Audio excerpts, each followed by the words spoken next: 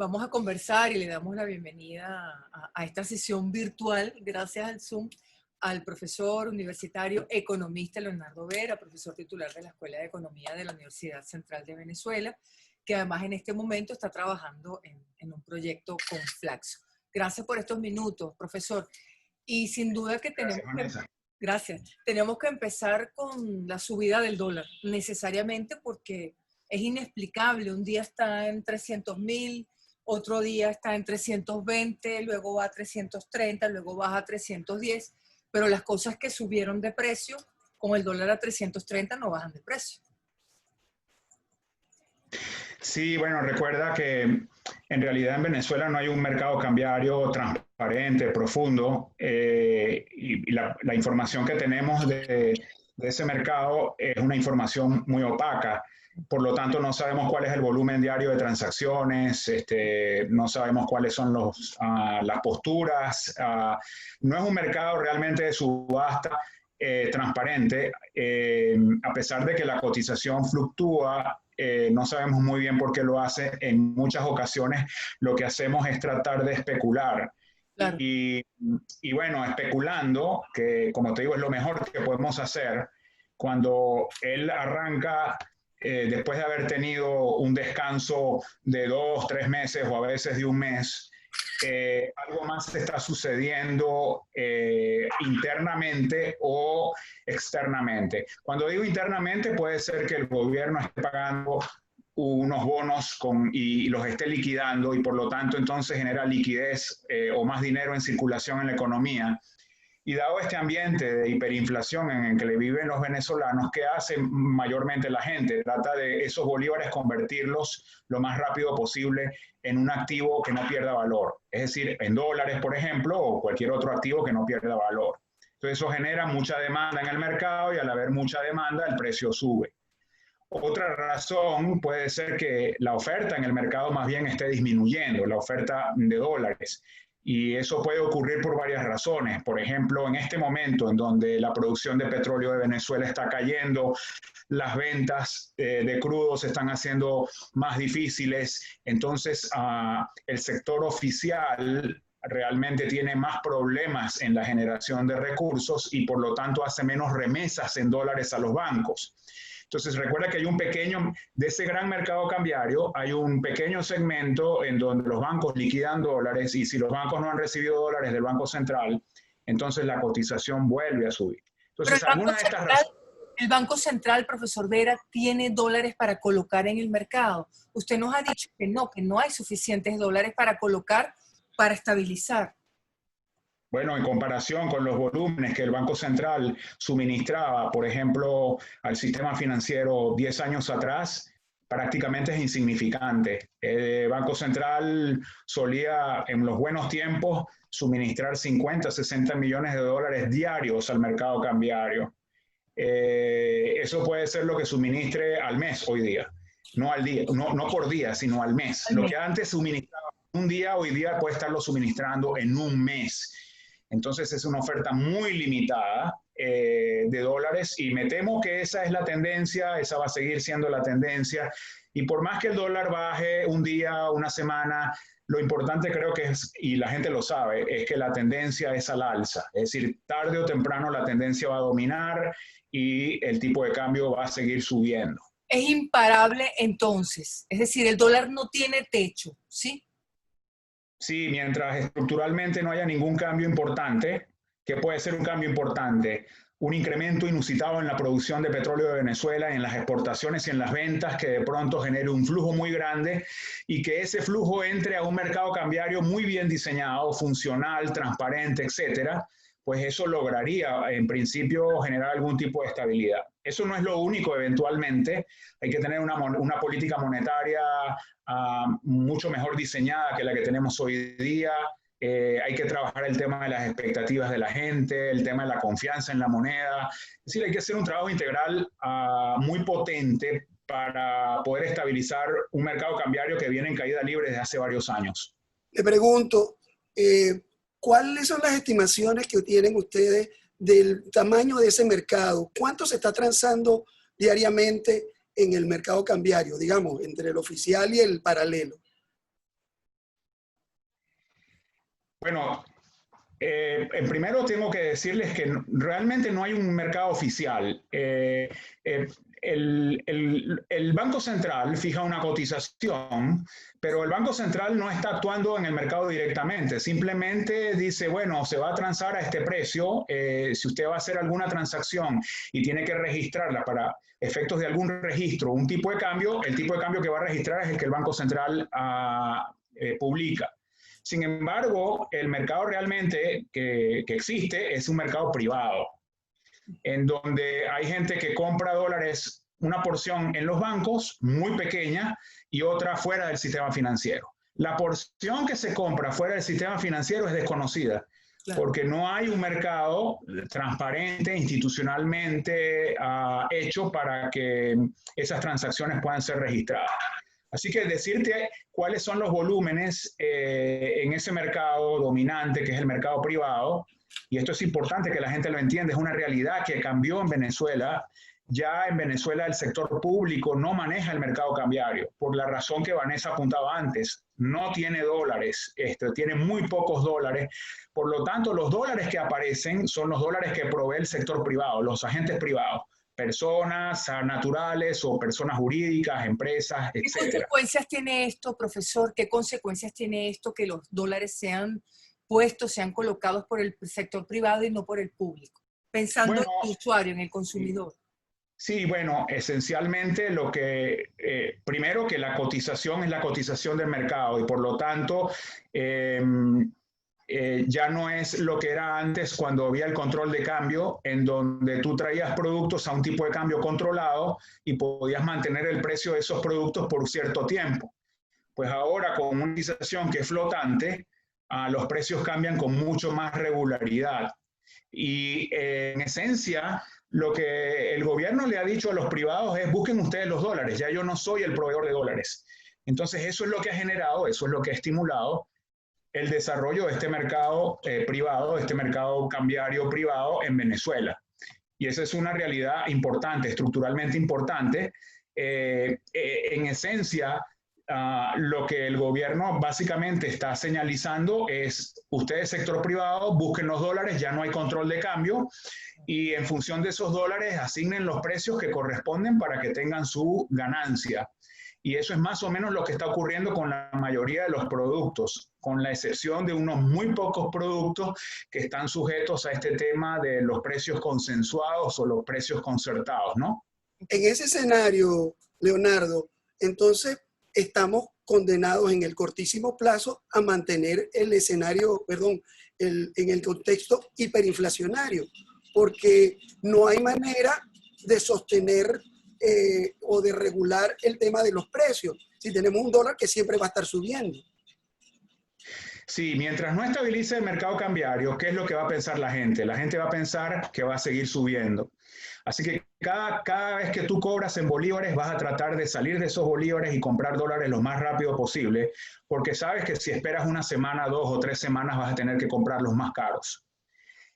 Esa es una dinámica que hay que romper, pero es una dinámica que está trabajando hoy día. ¿Cómo se rompe esa dinámica, Leonardo? Perdón, ¿cómo se rompe la dinámica? Ya vamos a hablar de cómo se rompe. La otra dinámica que también corrompe el sistema y que nos genera este ambiente de hiperinflación es que el gobierno, ¿verdad?, para pagar su nómina pública, 3 millones de empleados públicos, 3 millones de pensionados, necesita bolívares. Antes recibía dólares petroleros, los cambiaba en el mercado cambiario, los convertía en bolívares, con eso pagaba. Pero para pagar sus gastos, el gobierno necesita bolívares. Y la tributación, los impuestos han caído dramáticamente por la recesión. Si vos compras menos, entonces generas menos IVA. Si tienes menos ganancias, menos impuestos sobre la renta. Es decir, un ingreso que está cayendo en Venezuela, como está ocurriendo y ya ocurrió en los últimos 6 años, destruye la recaudación tributaria. Entonces, como no tienes o como los ingresos tributarios han caído dramáticamente, el gobierno lo que está haciendo es financiarse con el Banco Central. Le dice al Banco Central, emite, ¿verdad?, dinero, yo te doy a cambio un papel, ¿verdad? Yo te doy un papel, tú te quedas con ese papel y a cambio me das dinero y yo con ese dinero pago la nómina pública. Entonces, ese dinero entra al torrente de circulación y choca con la dinámica que describí anteriormente, en donde la gente recibe los bolívares, ¿qué quiere hacer? Cambiarlos a dólares a como de lugar. Entonces, esas dos dinámicas son las que esencialmente hay que romper. Y entonces aquí voy a la segunda parte o a la pregunta de fondo que hace. ¿Cómo se rompe esa dinámica? Obviamente cambiando la estructura de ingresos del sector público y haciendo que el sector público busque otra manera de financiamiento. La que hemos propuesto de hace ya 2 o 3 años es que Venezuela salga del aislamiento internacional y busque ayuda financiera internacional. La ayuda financiera internacional no es emisión monetaria y por lo tanto no genera automáticamente esa presión inflacionaria que genera la emisión monetaria del Banco Central. En segundo lugar, cuando tú pides prestado internacionalmente, ¿verdad? Y recibes recursos que van llegando en tramos, tú puedes ir alimentando el mercado cambiario y por lo tanto empieza a aparecer una oferta en el mercado cambiario que hoy no existe. Y eso es lo que permitiría que el mercado cambiario se fuera estabilizando. Claro, ¿qué tamaño tendría que ser esa ayuda financiera, Leonardo? Hace un año, año y medio hablábamos de 60.000 millones de dólares para inflar a la economía venezolana. Pero eso no puede llegar de un solo golpe. Usted ha hablado de tramos. ¿Cuál sería cómo se secciona esos tramos?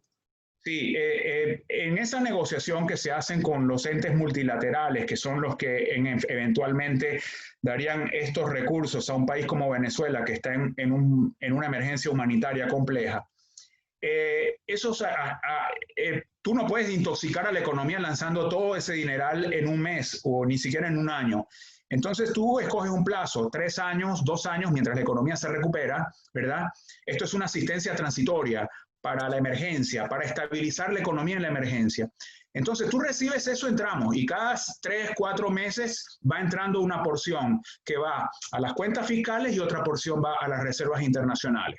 Una a resolver el problema fiscal para que el Banco Central nos siga financiando monetariamente, la otra para alimentar el mercado cambiario, para que aparezca oferta en el mercado cambiario y de esa manera estabilizar el tipo de cambio.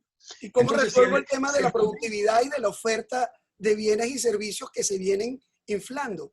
O sea, porque un poco para tratar de aterrizar el tema fiscal y el tema monetario, pero ¿cómo traduzco eso en los precios para la gente?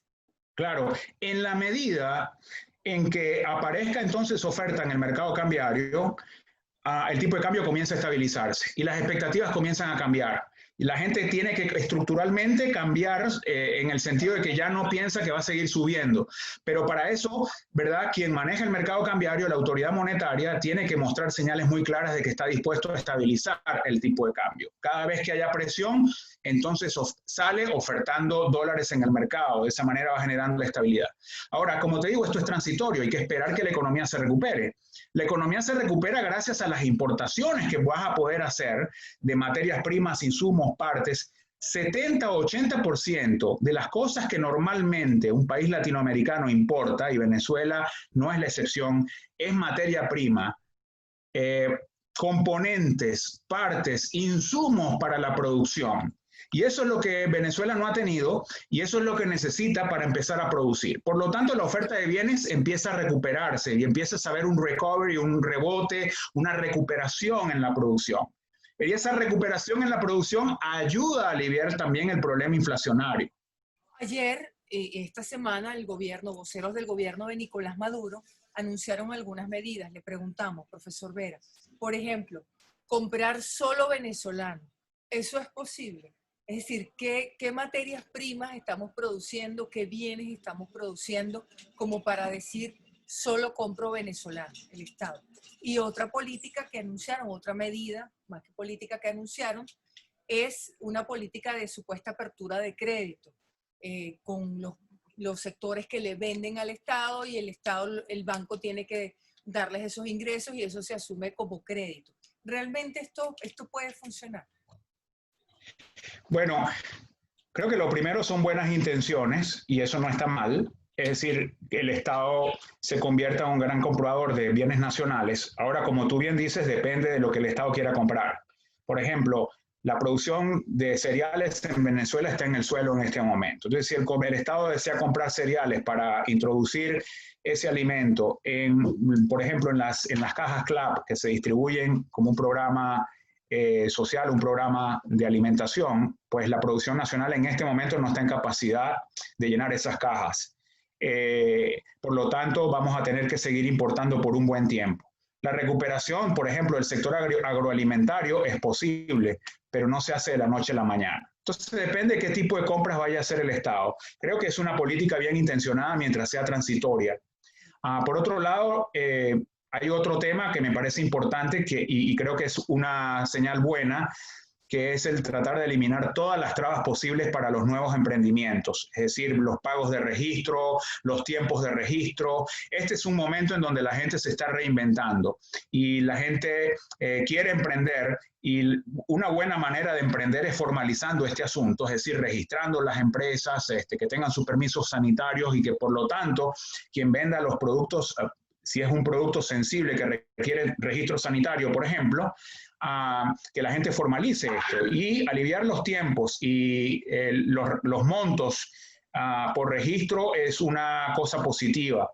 Y en tiempos de pandemia, donde estamos viendo que los emprendimientos son una de las salidas efectivamente que tiene el sector privado para reinventarse, para posicionarse nuevamente sobre la economía y para generar ansiados recursos para poder seguir sobreviviendo, medidas como estas son obviamente bienvenidas. Con respecto al crédito... Pero no hay crédito, que lo reclama Fedecámaras, lo reclama Consecomercio, no hay crédito. ¿Esta medida realmente es una forma de otorgar crédito o no es así? O sea, resuelve el tema del encaje altísimo que tiene la banca y libera los recursos, estas acciones del gobierno, ¿o no?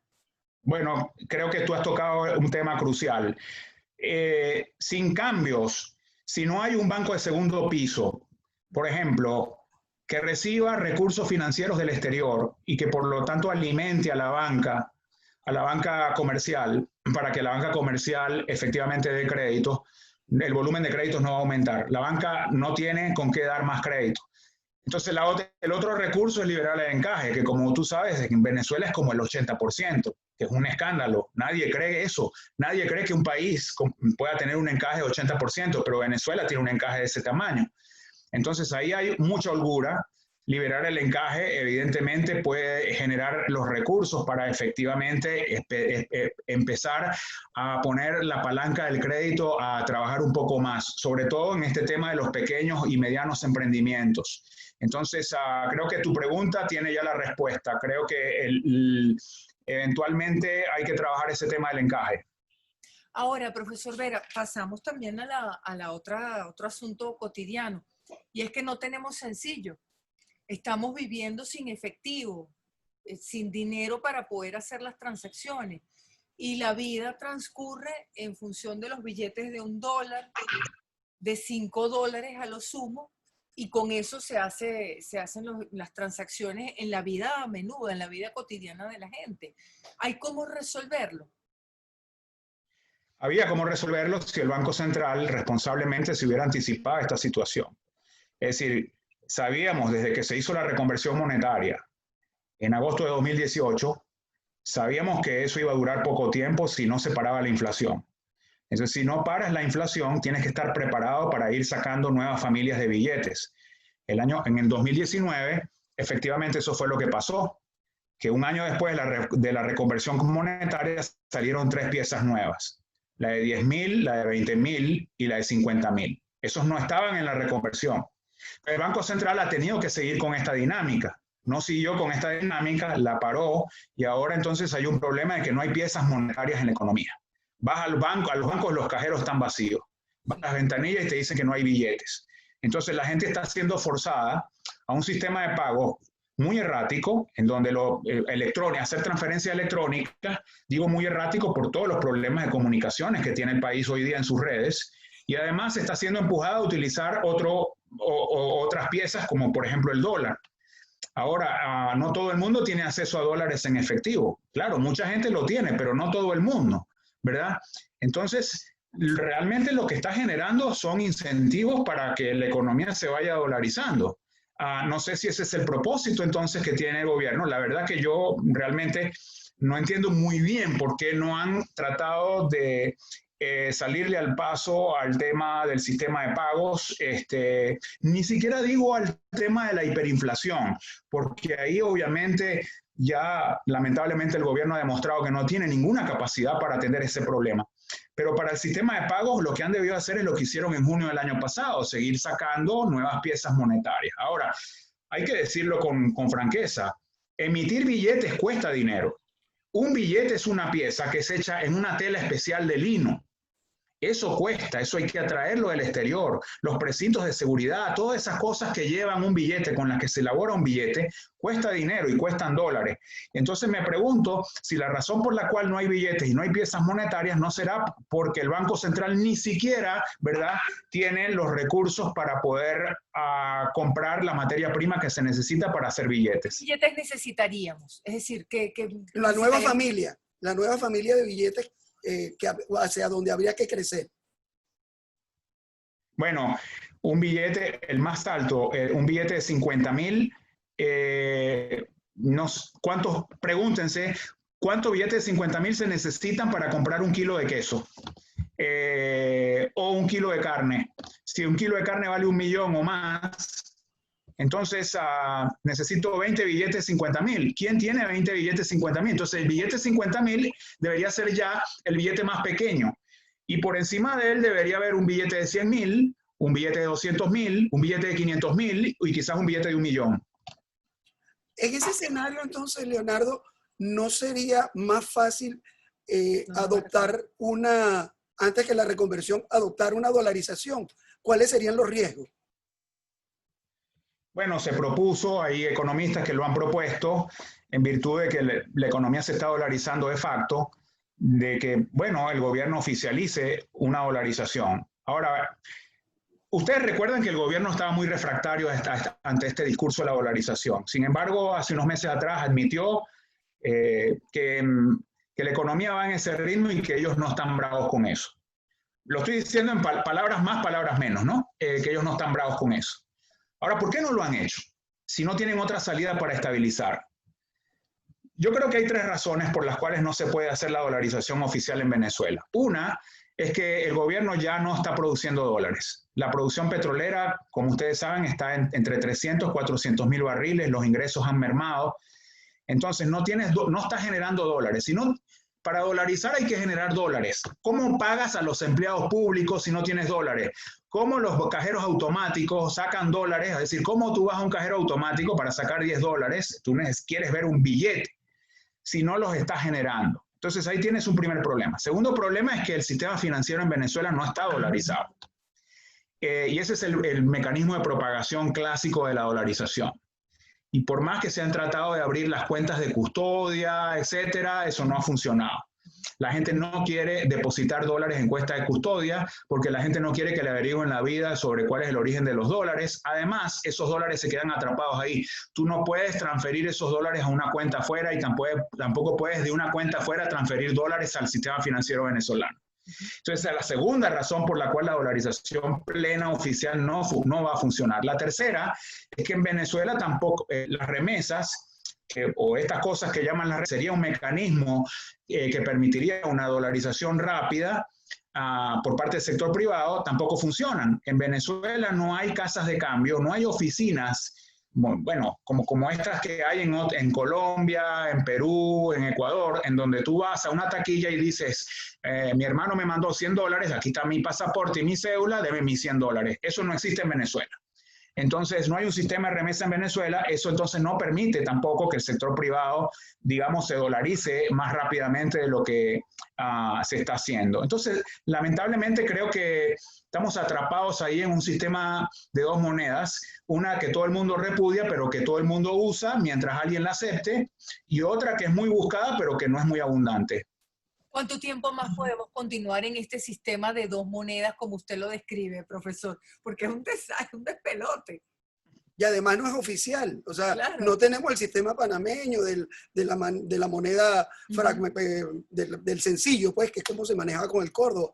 Y nosotros tenemos un caos. En Katia te compran los dólares para que tú puedas pagar en bolívares. Sí, y el negocio y el gap que existe, ayer era estábamos en un mercado paralelo de 340 bolívares por dólar y te compraban en la calle, porque si igual trabajo en campo, 280. Entonces las distorsiones son terribles. ¿Cuánto tiempo más podemos seguir así? Bueno, lo que pasa es que esa pregunta es una pregunta que no es exactamente para un economista, sino para un analista político. Porque aquí entonces se liga mucho lo que tú puedes hacer desde el punto de vista técnico en materia de política económica con la capacidad política de ejecutar las cosas. Y lamentablemente la administración que tenemos hoy día manejando al país no tiene ninguna capacidad política de hacer nada desde el punto de vista económico.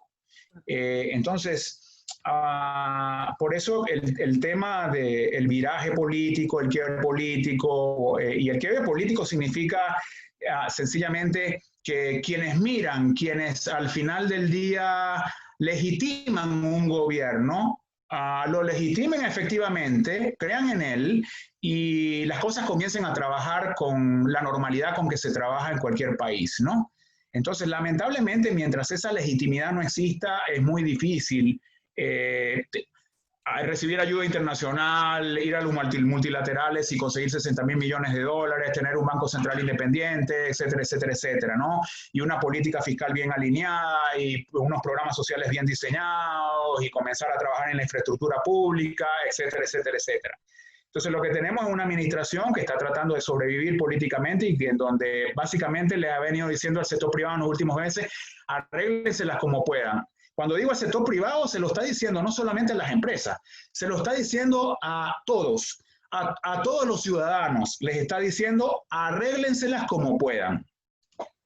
Ahora, pensando en eso, qué terrible, necesitaríamos, sobre todo un gobierno que dice ser socialista, necesitaríamos una nueva reconversión, profesor Vera, retomando eso que usted planteaba. Bueno, para resolver el problema del efectivo, yo diría que es necesario, si no una nueva reconversión, sacar de inmediato una nueva familia de billetes y comenzar a distribuir esos billetes a nivel del sistema financiero, pero rápidamente, en forma muy ágil. Y ir pensando en la próxima familia de billetes que habrá que sacar dentro de 6 meses, un año, de no parar la inflación. Entonces, mire, en política económica hay que pensar hacia adelante. Entonces, si tú tienes una administración, un gobierno, que solo está pensando en el día a día, entonces los acontecimientos llegan y lamentablemente no has hecho las cosas y el timing es malo. Ya el timing es malo, pero bueno, lo mejor que puedes hacer en este momento es comenzar a sacar una nueva familia de billetes para tratar de ir resolviendo el problema del efectivo. Yo creo que Venezuela requiere mucho más que eso, por supuesto, no una reconversión. Habrá que ir a un nuevo sistema monetario, una nueva moneda. No sé si será el dólar o si será el real o si será un bolívar con otro nombre o con otro apellido. Una reforma monetaria no es solamente cambiarle nombre a las cosas. Una reforma monetaria significa hacer las cosas de una manera distinta para que la gente comience a adquirir confianza en el sistema monetario, en los medios de pago, en el signo monetario, etcétera, etcétera, etcétera. Y para eso se requieren obviamente cambios políticos. Hablando de la pandemia, Leonardo, usted en su análisis, ¿tiene algún cálculo de los recursos que se requieren para atender la urgencia de la pandemia? No solamente desde el punto de vista sanitario que requiere recursos, sino también del ataque estructural para que la economía pueda reponerse ante la pandemia. Bueno, esta es una muy buena pregunta, pero es una pregunta que no debería estar dirigida a mí y ni siquiera a un economista en particular, sino a un grupo de trabajo. Y para eso en Venezuela ya hay gente trabajando. Entonces yo conozco gente trabajando al interior de Plan País en todo lo que sería la estructura de un programa social para atender la emergencia humanitaria. Y obviamente esa pregunta deberían más bien dirigírsela a la gente que está trabajando en la parte social de Plan País. Ahí se está pensando en transferencias monetarias a las familias de más bajos recursos, pero estamos hablando de transferencias monetarias del orden de 60, 70 dólares. Fíjense, las familias ahorita reciben transferencias monetarias porque el gobierno de turno está ofreciendo unos bonos cada mes, cada 15 días, que no son universales, pero que están entre 1.5 y $3. Ese es el tamaño de las transferencias monetarias, ¿no? Estamos hablando aquí en Plan País, se está hablando de transferencias de $60 a $70, que es obviamente una ayuda muy sustancialmente superior a la que reciben las familias hoy. Eso no alimenta además, la hiperinflación, profesor. Es decir, ¿cómo eso no alimenta la hiperinflación? Es decir, ¿cómo se puede ayudar y tratar de controlar el otro problema? ¿Cómo se armoniza esa iniciativa? Juntamente la gente de Plan País está pensando en lo siguiente, un programa que tiene 3 patas. Una pata es la emergencia humanitaria. Ahí están diseño de programas sociales como las transferencias monetarias, atendencia a la salud, etcétera, etcétera, etcétera, dotación de hospitales. Eso es súper completo. Y ahí hay gente trabajando y estudiando ese tema. Paralelamente, un programa de estabilización. Y paralelamente, un programa de reformas estructurales e institucionales. Entonces, no es en secuencia, no es que primero atiendes la crisis humanitaria y después vas a pensar en la estabilización. No, paralelamente trabajas en los 3 niveles, porque si no, lo que tú dices, Vanessa, es correcto. Si no tienes un programa de estabilización al lado, muy probablemente esa gente con la plata en la mano va a salir a comprar bienes y servicios en una economía que no tiene la capacidad para producirlos. Entonces, necesitas un programa de estabilización y otro también de reformas estructurales. Por ejemplo, el de reformas estructurales hay una parte que es muy de corto plazo, que tiene que ver con el sector petrolero. ¿Cómo reactivar el sector petrolero lo más rápido posible? Para que ese sector comience a generar divisas nuevamente, para que la producción... Eso no es nada fácil, ¿ok? Es muy fácil decirlo, pero no es nada fácil, porque en economía tú destruyes una cosa en un día, pero para construirla puedes durar meses o años. Esa asimetría es terrible y eso tenemos que tomarlo en consideración. Pero hay que hacer cosas rápidas, cambios legales, institucionales, para que el sector privado se vaya posicionando. Puedes dejar a PDVSA todavía en manos del sector público y ver cómo está esa empresa, si puede sobrevivir o no. Recuerden, esa es una empresa súper endeudada que está en default en los mercados internacionales, debe estar dando pérdidas gigantescas, eso es un desastre administrativo. Pero bueno, hay que tratar de hacer un intento por rescatar esa empresa. Pero al lado de ella tiene que estar el sector privado produciendo y hay que darle al sector privado luz verde para que comience Venezuela a producir petróleo y comience a generar divisas. Hay otro sector no petrolero al que hay que estimular con política cambiaria, políticas industriales, políticas comerciales. Así que en materia económica hay mucho que hacer. No solamente entonces está la parte humanitaria, de la emergencia humanitaria, como les digo, dotación de hospitales, transferencias monetarias, programas de alimentos que se distribuyan incluso a través de las escuelas y no a través de estos comités políticos, etcétera. Hay muchas ideas alrededor de la gente técnica que todavía tenemos en Venezuela, que se ha quedado en Venezuela, y algunos que están fuera de Venezuela, que están apoyando y que están trabajando pensando en la reconstrucción del país.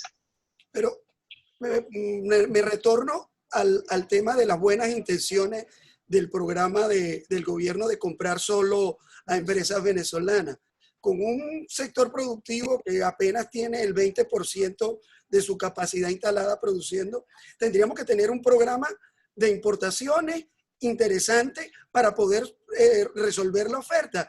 Y esa propuesta medio cepalista de sustitución de importaciones que hace el gobierno no tendría cómo resolver, digamos, el tema de la demanda que se ampliaría si existen los recursos para las transferencias a la población. Sí, si el gobierno pone en práctica esta idea, las empresas tienen capacidad, como tú dices. Lo que no tienen son insumos o trabajadores. Algunas incluso no tienen trabajadores. Entonces, y además usted hablaba de que no se pueden reactivar de la noche a la mañana. O sea, necesitamos... Es que hay algunas que ni siquiera tienen electricidad. Es que si le das electricidad al parque industrial venezolano, el gran riesgo es que el parque residencial, es decir, las familias y sus hogares se queden sin electricidad. Tenemos una cantidad de cuellos de botella. Entonces hay que tener cuidado. No creo que el sector empresarial pueda responder inmediatamente frente al estímulo, porque tiene una cantidad de cuellos de botella. Te he mencionado 2. Uno es recurso humano y el otro es energía. ahorita el consumo de Venezuela de energía es mínimo, pero es porque tienes parado, toda Guayana está parada prácticamente. Si las empresas empiezan a trabajar y a reclamar insumos de las empresas de Guayana, Guayana tiene que prender, y al prender Guayana vas a tener que apagar la mitad del país con este sistema eléctrico que tenemos. Entonces, tienes que entrar el día 1 con un programa, y por eso hablo de reformas estructurales como tercer pilar, ¿verdad? Con un programa que nos permita efectivamente atender el problema de energía que tiene el país, que es uno de los cuellos de botella más grandes que enfrenta el sector productivo. Profesor Vera, muchísimas gracias. Obviamente estamos hablando de dos niveles. Uno es el nivel de quienes ejercen el gobierno en este momento y otro es la propuesta para un país diferente, para un cambio político. Pero muchísimas gracias. Gracias, profesor. Por estar con nosotros. No, gracias a ustedes, gracias por las interesantes preguntas, por ponerme en aprietos con esas preguntas, pero la verdad que lo disfruté mucho, gracias. Gracias, profesor.